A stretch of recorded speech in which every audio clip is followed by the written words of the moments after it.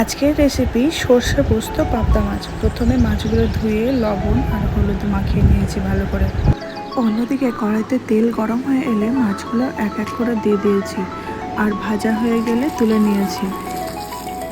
একটা mixing jar নিয়ে নিয়েছি, ওর মধ্যে পরিমাণ মতো পোস্ত, সাদা সর্ষে, কালো সর্ষে, আদা আর লঙ্কা প্রথমে অনপ করে ঘুরিয়ে নিয়েছি। তারপর পরিমাণ মতো জল দিয়ে সেটাকে পিষে নিয়েছি।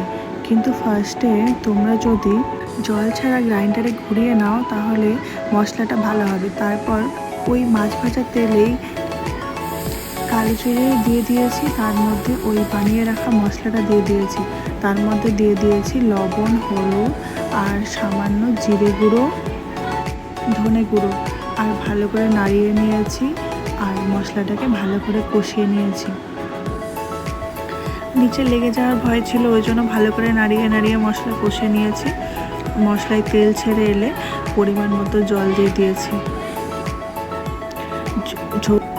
ঝোল সম্পূর্ণ ফুটে এলে ওর মধ্যে মাছগুলো এক এক করে দিয়ে দিয়েছি আর ঢাকা চাপা দিয়ে দিয়েছিলাম।